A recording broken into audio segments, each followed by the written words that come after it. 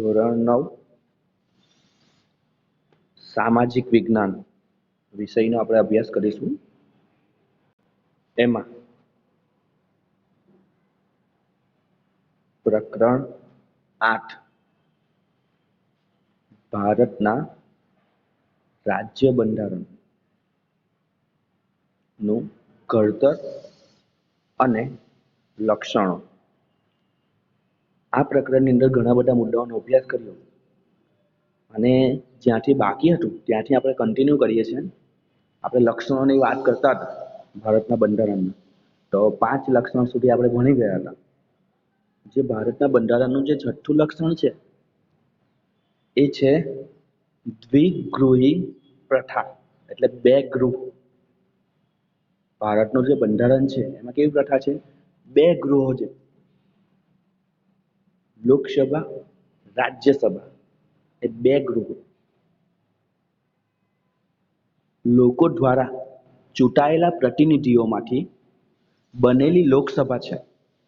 આપણે ભારતનું બંધારણ છે એની અંદર શું છે, કેવી રીતના શાસન ચાલે છે? તો લોકો છે એ શું કરે છે? ઇલેક્શનમાં ઊભા રહે છે અને એને લોકો દ્વારા મત આપવામાં આવે છે અને એ ચૂંટાય છે અને લોકોનો પ્રતિનિધિ બને છે અને એ પ્રતિનિધિઓમાંથી શું બને છે? લોકસભા. લોકશાહીમાં લોકસભામાં જ સાચી સત્તા સ્થાપિત થયેલી હોય છે. કે સાચી સત્તાની વાત કરીએ, આમાં સાચી લખાયું પણ સાચી સત્તા જે છે એ ક્યાં? તો લોકસભાની અંદર. કે આપણા દ્વારા ચૂંટાયેલા જે સભ્યો છે એ શું કરે છે? આપણા પ્રતિનિધિત્વ કરે છે અને એના દ્વારા જ રચાય છે લોકસભાની રચના થાય છે અને એ આપણા પર શું કરે છે? શાસન કરે છે. તો સાચી સત્તા એ કોની પાસે છે? લોકસભા પાસે. સંસદના 2 ગૃહો છે. કેટલા ગૃહ છે? 2. પહેલું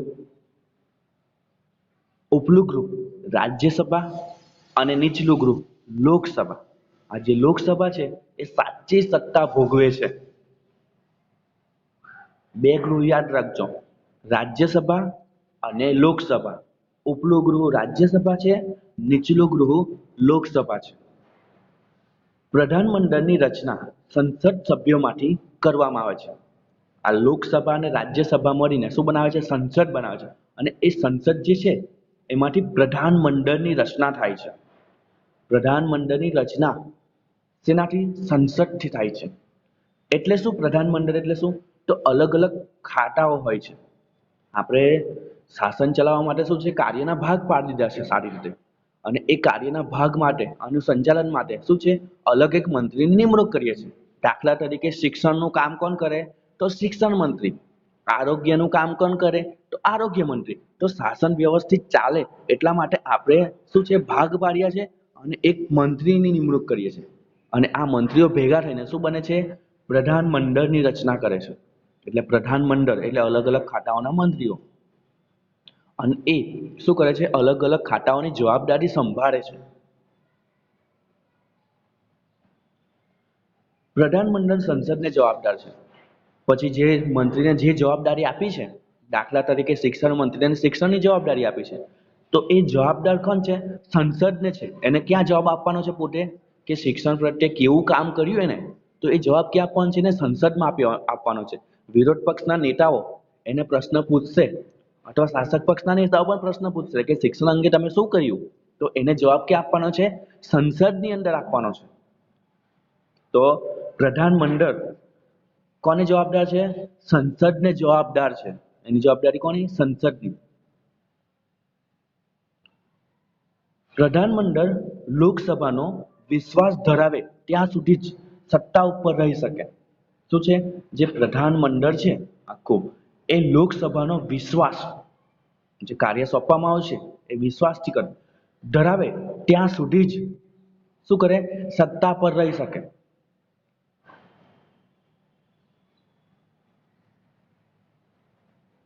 ત્યારબાદ સંસદીય સરકાર એ સંયુક્ત જવાબદારીના સિદ્ધાંત ઉપર કામ કરે છે. જે આપણું સંસદ છે એ સંસદીય સરકાર છે એ શું છે? સંયુક્ત જવાબદારી, બધાની સંયુક્ત જવાબદારીના સિદ્ધાંત ઉપર કામ કરે છે. યાદ રાખજો એનું ખાસ. સંસદીય સરકાર શેના પર કામ કરે છે? સંયુક્ત જવાબદારીના સિદ્ધાંત પર. પ્રધાનમંડળમાં અત્યંત મહત્વના નિર્ણય લેવાતા હોય છે. કે પ્રધાનમંડળ છે એ શું છે?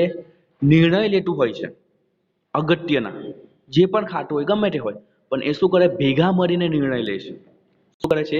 એ આખું પ્રધાનમંડળ જે રચાય છે એ શું કરે છે? સંસદની અંદર એ સાથે મળીને નિર્ણય લે છે. એટલે સંયુક્ત જવાબદારી છે બધાની, બધા સાથે મળીને મહત્વના નિર્ણયો લે છે. એના પર ચર્ચા વિચારણા કરે. કોઈ કાયદો બનાવો હોય તો કાયદાની પહેલા ચર્ચા વિચારણા કરે અને બધાની સંમતિ લેવાય અને ત્યાર પછી કાયદો બને. એટલે શું છે? એ સંયુક્ત રીતે જવાબદારી છે બધાની. કેન્દ્રમાં રાષ્ટ્રપતિના નામે તથા રાજ્યમાં રાજ્યપાલના નામે એટલે કે ગવર્નરના નામે વહીવટ ચાલતો હોવા છતાં, યાદ રાખજો, જે સાચો વહીવટ છે ને એ કોના નામે ચાલે છે? દેશનો વહીવટ રાષ્ટ્રપતિના નામે. કારણ કે રાષ્ટ્રપતિ સાઇન કરે તો જ એ કાયદો બને. એટલે આખું કાયદાની ઉપર કોનું સાઇન હોય છે? કાયદો બનવા માટે રાષ્ટ્રપતિની, રાજ્યની અંદર રાજ્યપાલની. એટલે વહીવટ કોના નામે ચાલે છે? રાષ્ટ્રપતિ અને રાજ્યપાલના નામે. પરંતુ છતાં ખરેખર સત્તા કેન્દ્રમાં વડાપ્રધાનની આગેવાની હેઠળનું પ્રધાનમંડળ અને રાજ્યમાં મુખ્યપ્રધાનના વડપણ હેઠળ પ્રધાનમંડળ જ વહીવટ અને કારોબારી સત્તા ભોગવે છે. કે સાચી સત્તા કોણ ભોગવે? દેશની અંદર વડાપ્રધાન અને એનું પ્રધાનમંડળ, રાજ્યમાં મુખ્યમંત્રી એટલે મુખ્યપ્રધાન કીધું છે અને એનું મંત્રીમંડળ. એ શું કરે છે? વહીવટ કરે છે. રાજ્યપાલના નામે ચાલે છે વહીવટ, પણ ઓરિજિનલમાં સત્તા કોની પાસે છે?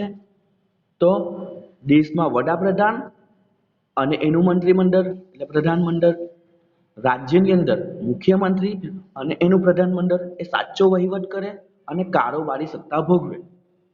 કે ને કાયદાનો અમલ કરાવવાનું કામ કરે કારોબારી, તો કારોબારી સત્તા કોની પાસે છે? તો એ પ્રધાનમંડળ, મુખ્યમંત્રી, વડાપ્રધાન અને એનું મંત્રીમંડળ એની પાસે છે. એટલે સાચી સત્તા એ લોકો ભોગવે છે, પણ નામ કોનું હોય છે? રાષ્ટ્રપતિ અને રાજ્યપાલનું.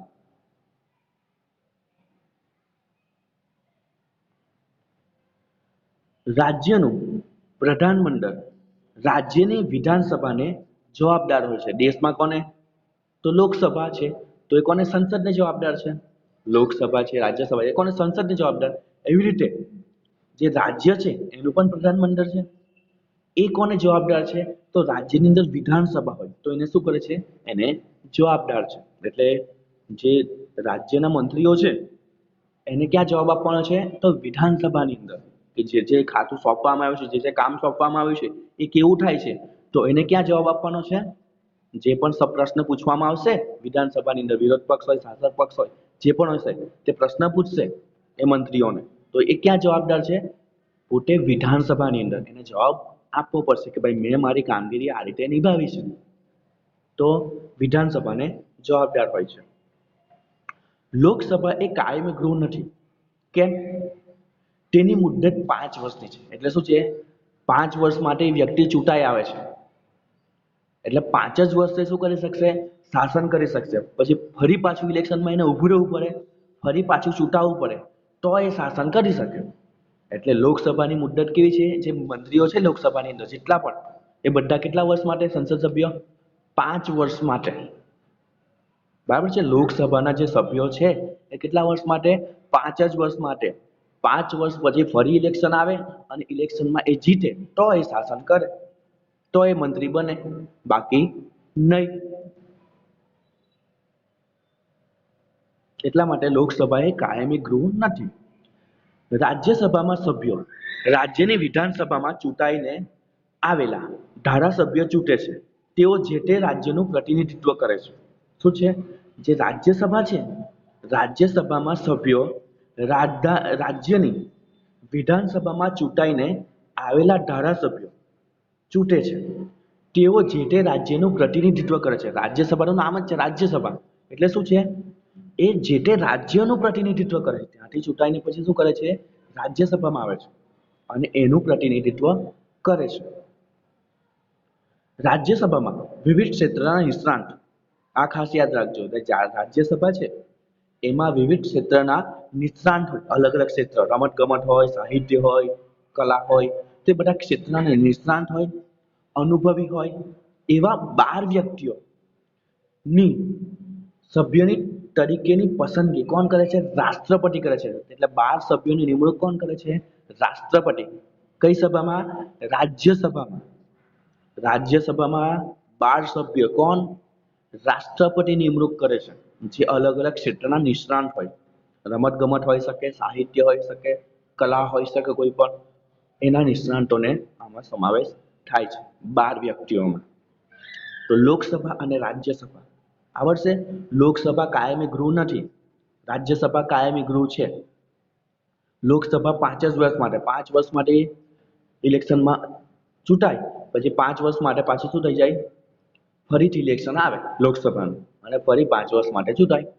જ્યારે રાજ્યસભામાં શું છે, એક અલગ છે પ્રોસેસ.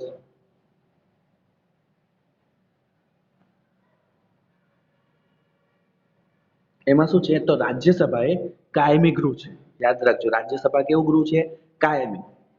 એમાં શું થાય, તો તેના 1/3 સભ્યો દર 2 વર્ષે, 1/3 સભ્યો દર 2 વર્ષે, એટલે 33% આસપાસ થાય, 2 વર્ષે નિવૃત્ત થાય છે.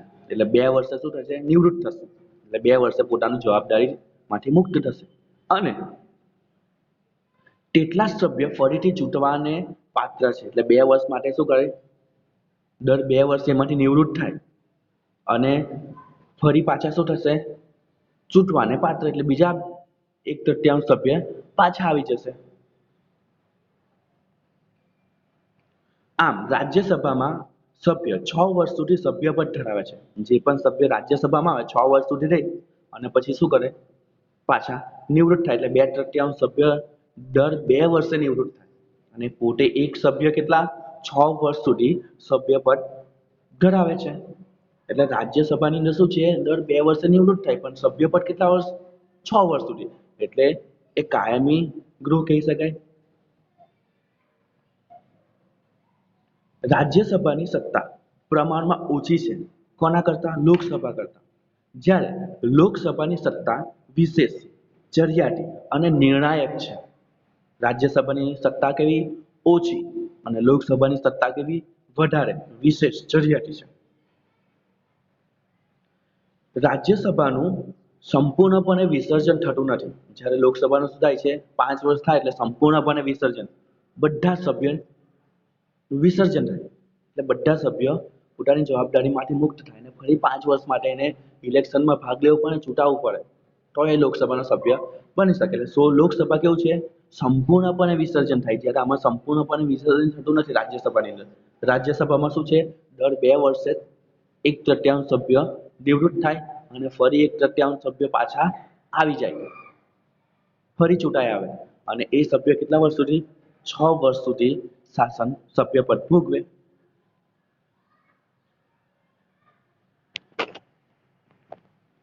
આ હતું દ્વિગૃહી પ્રથા. કેટલા ગૃહ, 2 ગૃહ, લોકસભા, રાજ્યસભા. ઉપલું ગૃહ રાજ્યસભા, નીચલું ગૃહ લોકસભા. લોકસભા એ કેવું છે, કાયમી ગૃહ નથી. જ્યારે રાજ્યસભા કેવું છે, કાયમી ગૃહ છે. બરાબર છે. લોકસભામાં સભ્યની મુદત 5 વર્ષની, જ્યારે રાજ્યસભામાં કેટલા, 6 વર્ષની. અને 1/3 સભ્યો હંમેશા શું છે, દર 2 વર્ષે નિવૃત્ત થાય છે. લોકસભાની સત્તા કેવી, વધારે, રાજ્યસભાની સત્તા કેવી, ઓછી. ખરેખર જે સભ્ય છે એ લોકસભાના, એ પ્રધાનમંડળ છે, એની પાસે સાચી સત્તા છે. રાજ્યપાલ અને રાષ્ટ્રપતિના નામે વહીવટ ચાલે પણ સાચી સત્તા કોની, દેશમાં વડાપ્રધાનની, રાજ્યમાં કોની, મુખ્યમંત્રી અને મંત્રીમંડળોની. ત્યારબાદ છે 7મો મુદ્દો, સ્વતંત્ર, નિષ્પક્ષ અને એકીકૃત ન્યાયતંત્ર.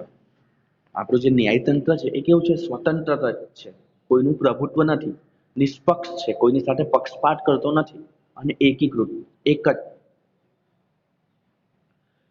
બંધારણીય જોગવાઈ અનુસાર ભારતમાં સળંગ એટલે શું, તો છેલ્લે નીચેની વાત કરીએ તાલુકાની અદાલત, પછી એની ઉપર જિલ્લાની અદાલત, એની ઉપર રાજ્યની અને પછી દેશની.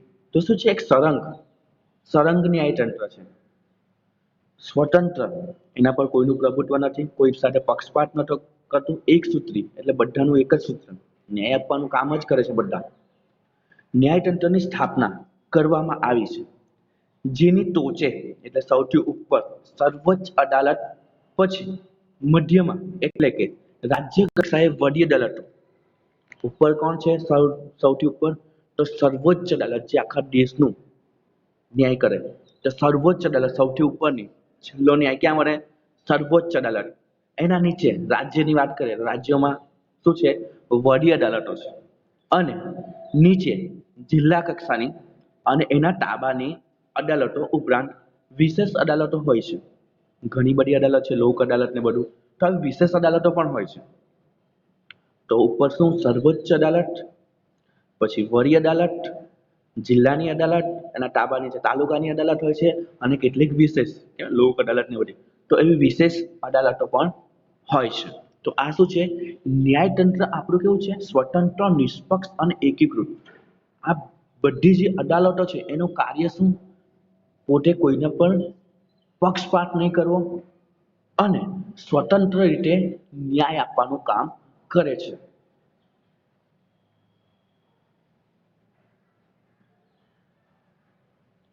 સર્વોચ્ચ અદાલતના ચુકાદા ભારતમાં આવેલા તમામ અદાલતો માટે બંધન કરતા છે. જે સર્વોચ્ચ અદાલત જે ચુકાદો આપે ને, એ બધા માટે બંધન કરતા, બધાએ માનવું પડે. જેટલી પણ અદાલતો હોય એટલા દેશના નાગરિકોએ. સંઘ સરકાર અને રાજ્ય સરકાર વચ્ચે બંધારણીય બાબતો કે કાયદાના અર્થઘટન અંગે વિવાદ થાય તો તેનો ઉકેલની અંતિમ સત્તા સર્વોચ્ચ અદાલતની છે. કે ને રાજ્ય વચ્ચે અને સંઘ સરકાર વચ્ચે કેટલાક મતભેદ થાય, કેટલીક જવાબદારીઓ સોંપવામાં આવી છે, તો એને કારણે કેટલોક મતભેદ થાય અથવા કાયદાના અર્થઘટન, બંધારણની બાબતોમાં અર્થઘટન અંગે કોઈ વિવાદ થાય, કોના વચ્ચે? કેન્દ્ર વચ્ચે. દાખલા તરીકે દિલ્હી સરકાર અને કેન્દ્ર સરકાર વચ્ચે, પશ્ચિમ બંગાળની સરકાર અને કેન્દ્ર સરકાર વચ્ચે. તો આ રીતે શું છે કે અર્થઘટન અંગે વિવાદ થાય ત્યારે તેનો ઉકેલની અંતિમ સત્તા ક્યાં છે? તો સર્વોચ્ચ અદાલતમાં છે. પછી એ અંગે શું કરે? ચુકાદો કોણ આપે? સર્વોચ્ચ અદાલત. રાજ્ય સરકાર અને કેન્દ્ર સરકાર વચ્ચે કોઈ મતભેદ થાય કાયદાની બાબતમાં, બંધારણની બાબતમાં, તો એનો વિવાદ છે, એ સંઘર્ષનો ઉકેલ લાવવાનું કામ કોણ કરે છે? તો સર્વોચ્ચ અદાલત. અને એ નિર્ણય પછી રાજ્ય સરકાર અને કેન્દ્ર સરકારે બંનેએ માનવો પડે. ન્યાયતંત્ર કારોબારથી સ્વતંત્ર છે. કારોબારી એટલે શું? જે ચૂંટાયેલા સભ્યો છે તે. તો એ કારોબારી છે, જે કાયદાનો અમલ કરાવે છે, એ કારોબારી એનાથી સ્વતંત્ર છે. એનું પ્રભુત્વ ન્યાયતંત્ર પર નથી. દાખલા તરીકે વડાપ્રધાન કહેવા મુજબ ન્યાયતંત્ર કામ નથી કરતું, મુખ્યમંત્રી કહેવા મુજબ ન્યાયતંત્ર કામ નથી કરતું. એ પોતે સ્વતંત્ર રીતે કામ કરે છે, બંધારણને આધીન રહીને. બંધારણના રક્ષક અને વાલી તરીકે ન્યાયતંત્ર નાગરિકના અધિકારોનું રક્ષણ કરે છે. ન્યાયતંત્રનું કામ શું છે? તો બંધારણનું રક્ષણ કરવાનું, અને વાલી તરીકે કોનું રક્ષણ? નાગરિકોનું. જે નાગરિકોના અધિકાર છે એનું રક્ષણ કરવાનું કામ ન્યાયતંત્ર કરે છે. બંધારણનું રક્ષણ કરવાનું, અને વાલી તરીકે ન્યાયતંત્ર જે નાગરિકો છે દેશના, એના અધિકારો જે આપવામાં આવ્યા છે, સ્વતંત્રતાનો, ધાર્મિક સ્વતંત્રતાનો જે પણ અધિકાર છે, તો એ બધાનું શું કરવાનું? રક્ષણ કરવાનું હક ન્યાયતંત્રને છે.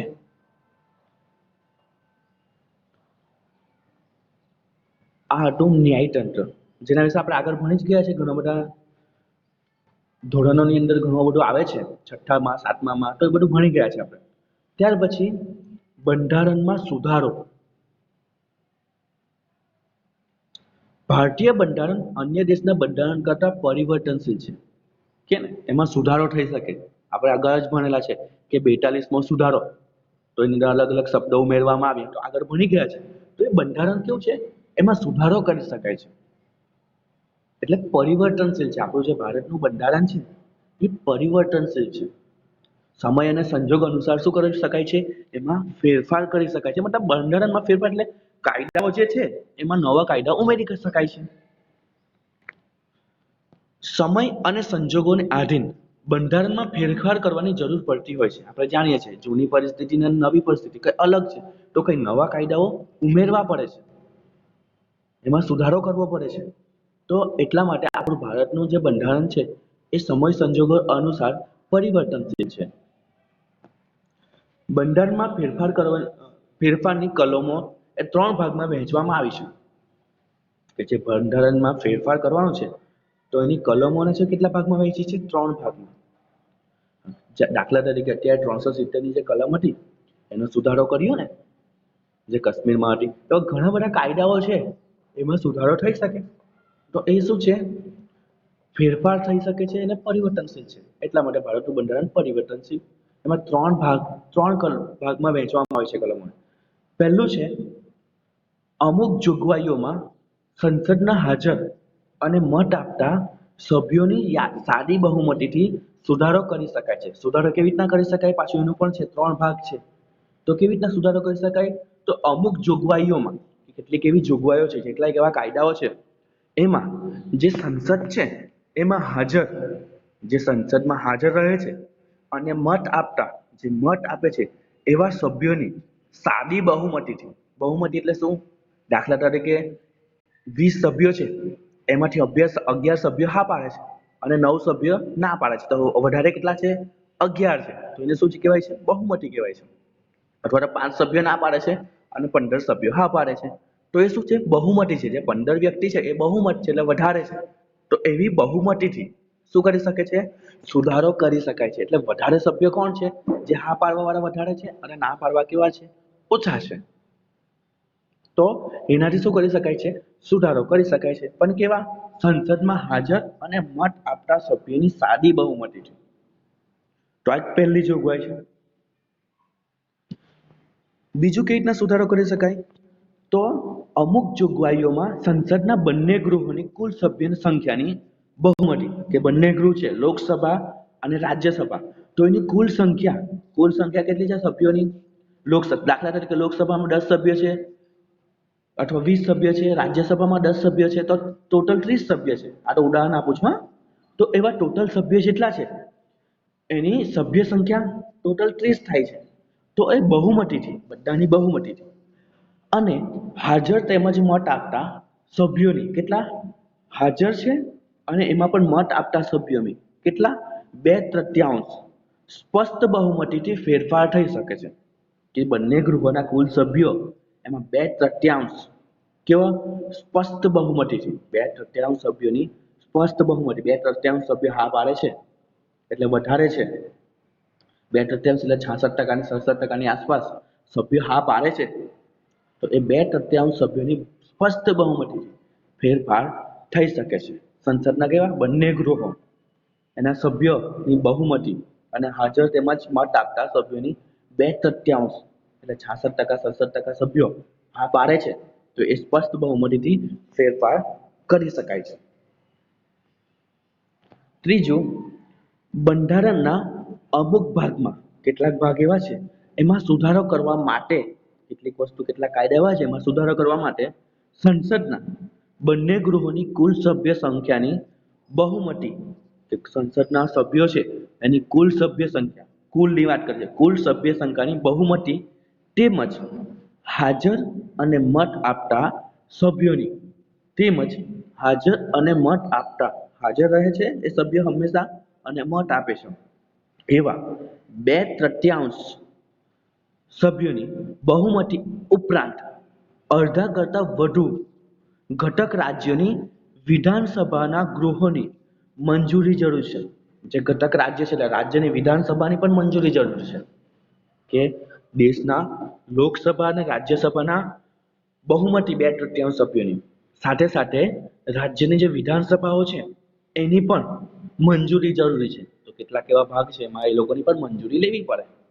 તો આ 3 રીતે શું કરી શકાય છે? કોઈ પણ જોગવાઈમાં ફેરફાર કરી શકાય છે, કાયદામાં ફેરફાર કરી શકાય છે, સુધારો કરી શકાય છે. આ 3 રીતે, આ ખાસ યાદ રાખો, 3 રીત વાંચજો બરાબર.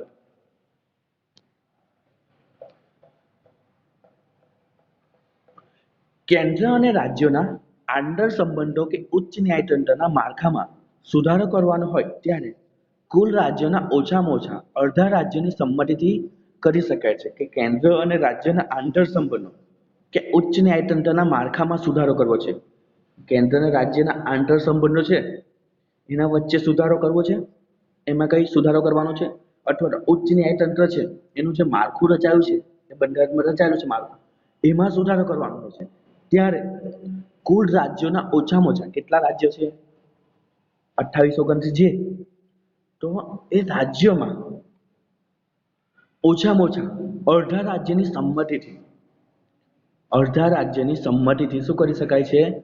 એમાં સુધારો કરી શકાય છે. અડધા રાજ્ય હા પાડવા જોઈએ. ન્યાયિક ચુકાદાના આધારે પણ સંસદ દ્વારા બંધારણમાં સુધારો કરવામાં આવે છે. ન્યાયિક ચુકાદો આવે ને સરકારનો, ત્યારે ન્યાયતંત્ર ચુકાદો આપે ત્યાર પછી પણ સંસદમાં શું કરી શકાય છે? એમાં સુધારો કરી શકાય છે. બંધારણના મૂળભૂત માળખામાં ફેરફાર કરી શકાય નહીં. જે બંધારણનું મૂળભૂત માળખું છે પહેલા નક્કી થયું છે એમાં સુધારો નહીં કરી શકાય. હા, કાયદાઓમાં સુધારો કરી શકાય. જે માળખું રચાય છે એમાં સુધારો કરાય નહીં. કે ને આપણે જેમ ઘર બનાવીએ તો જે પાયા છે એ બનાવીએ છીએ મહત્વના છે. માળખું પછી આપણે ઘરના ઓરડાઓમાં ગમે તે તોડફાડ કરી શકીએ, દિવાલને તોડી શકીએ. જે બીમ કોલમ છે એને આપણે તોડતા નથી. કઈ ફેરફાર કરવો હોય ઘરમાં, કે દિવાલ આમ લેવી તો આપણે દિવાલને તોડીએ છીએ. પરંતુ જે માળખું છે કે ને બીમ અને કોલમ, એને આપણે તોડતા નથી. એવી રીતે આ પણ બંધારણની અંદર પણ જે ઓરિજિનલ માળખું છે એને આપણે કોઈ ફેરફાર કરવાનો નથી.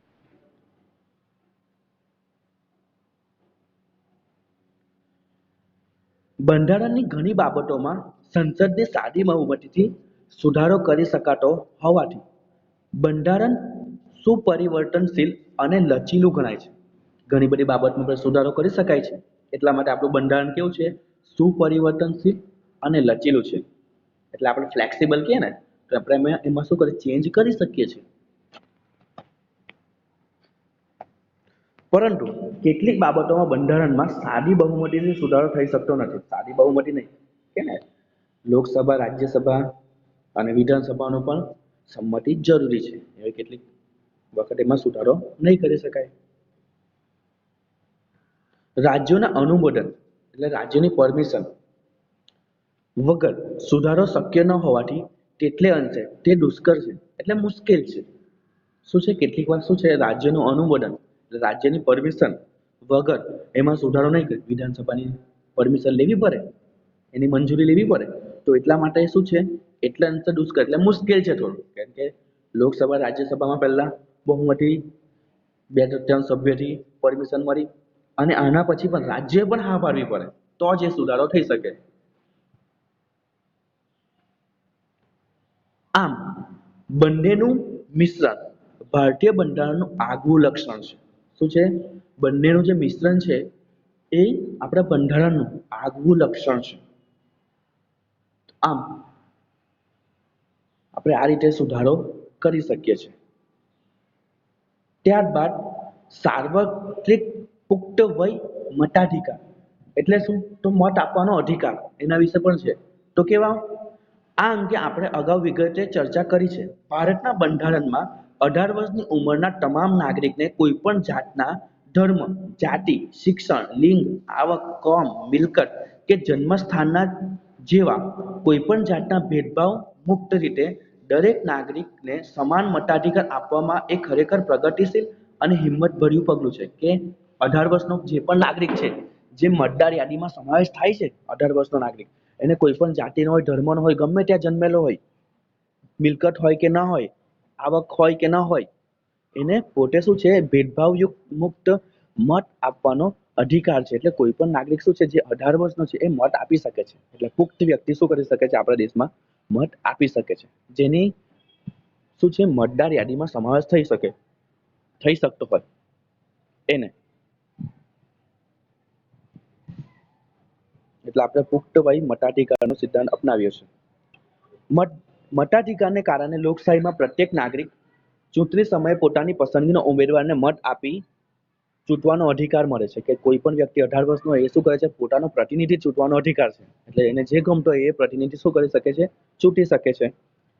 ચૂંટણીઓમાં યુવા મતદારને ઉત્તરોત્તર વધતી સંખ્યા, સજાગતા, ઉમરકો, મતદાન જાગૃતિના કારણે મતદાનનું વધેલું પ્રમાણ. આમ રાજકીય ક્ષેત્રે યુવાનો સક્રિય એ લોકશાહીની પરિપક્વતા અને સફળતાનું નિશાન છે. કે હંમેશા શું છે, યુવાનો છે એ જાગૃત થયા છે અને પોતે પોતે પસંદગી પામેલા વ્યક્તિને ચૂંટી નાખે છે અને પોતે શું કરે છે, સક્રિય રહે છે. એ લોકશાહી શું છે, પરિપક્વતા બતાવે છે અને સફળતા, જે લોકશાહીની સફળતા બતાવે. કારણ કે દિન પ્રતિદિન શું છે, મતદારોની સંખ્યા વધતી જાય છે અને બધામાં શું છે, મત આપે છે. આમ અહીં આ મુદ્દો આપણે સમાપ્ત કરીએ છીએ. Thank you.